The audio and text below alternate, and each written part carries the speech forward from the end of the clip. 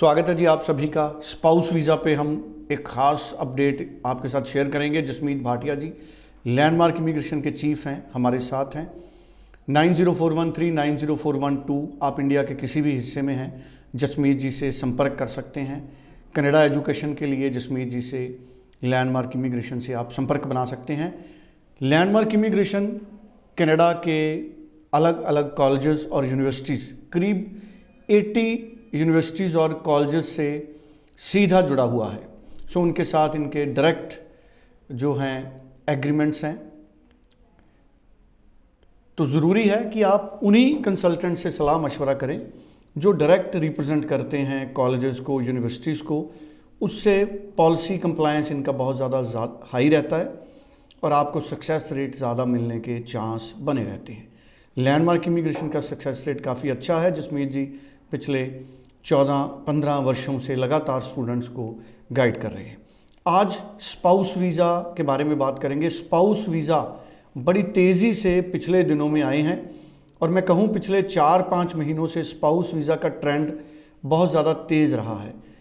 इसके पीछे कारण क्या हैं और स्पाउस वीज़ा किसी को भी कब अप्लाई करना चाहिए? जिसका स्पाउस कनाडा में है, यहाँ इंडिया से उनके जो दूसरा पार्टनर है उनको कब अप्लाई करना चाहिए, किस तरह के डॉक्यूमेंट्स चाहिए, आईटीआर की रिटर्न्स का क्या स्टेटस होना चाहिए, उनका फाइनेंशियल स्टेटस क्या होना चाहिए।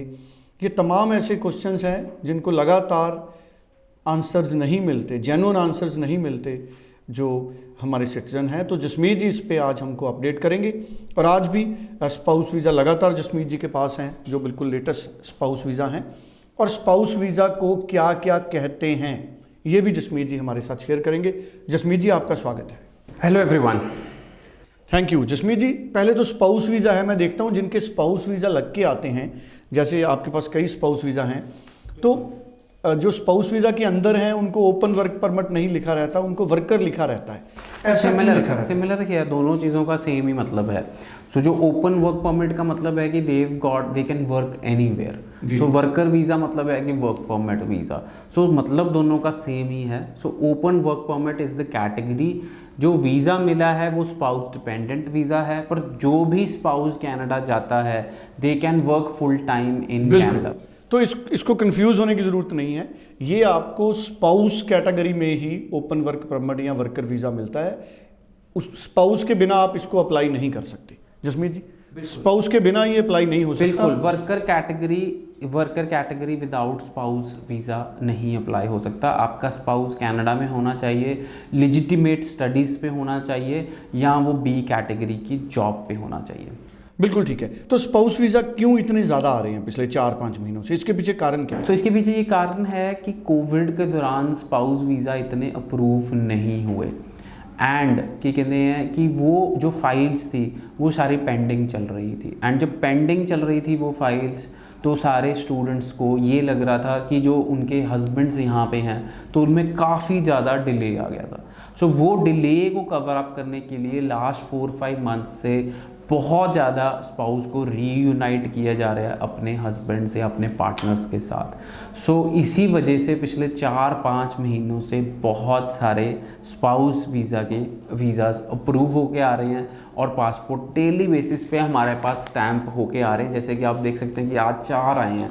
So daily 2-3 spouse visas approve होके आ रहे हैं। सो जिनको भी स्पाउस वीज़ा अप्लाई करना है वो हमारे नियरेस्ट ऑफिस विज़िट कर सकते हैं। जो हमारे RCIC मेंबर हैं मिस जसप्रीत, वो पर्सनल कंसंट्रेशन देते हैं स्पाउस वीज़ा पे और ध्यान से आपकी फ़ाइल लगती है। आपको चेकलिस्ट समझाई जाती है कि जो डॉक्यूमेंट्स आपको कनाडा से चाहिए, कौन से डॉक्यूमेंट्स आपको यहाँ से चाहिए, वो सारी चीज़ों पे वर्कआउट किया जाता है।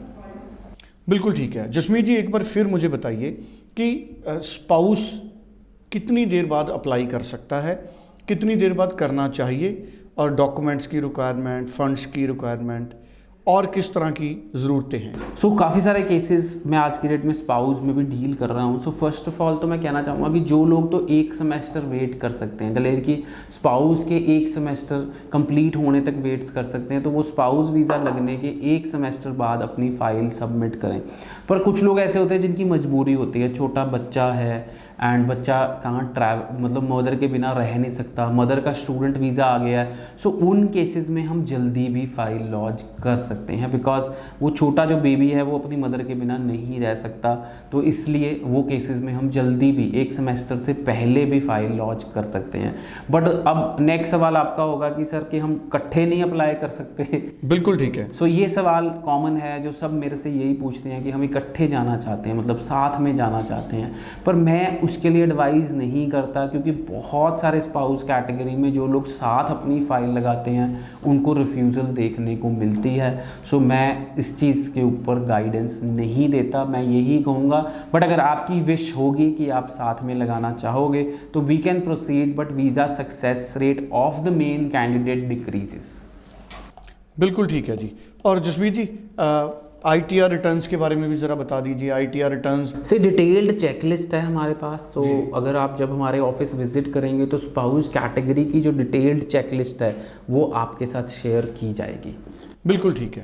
तो साफ तौर पर आप 9041390412 पे संपर्क कीजिए, व्हाट्सएप कीजिए अपना प्रोफाइल, और आपको चेकलिस्ट भी जसमीत जी की टीम ज़रूर अवेलेबल कराएगी। आप पर्सनली मिल सकते हैं, आप इंडिया के किसी भी हिस्से में हैं, आप जसमीत जी को अप्रोच कर सकते हैं। कोई कन्फ्यूज़न है आपको, आप ईमेल भी करिए और आप पूरी क्लैरिटी लीजिए। Thank you so much. Thank you so much.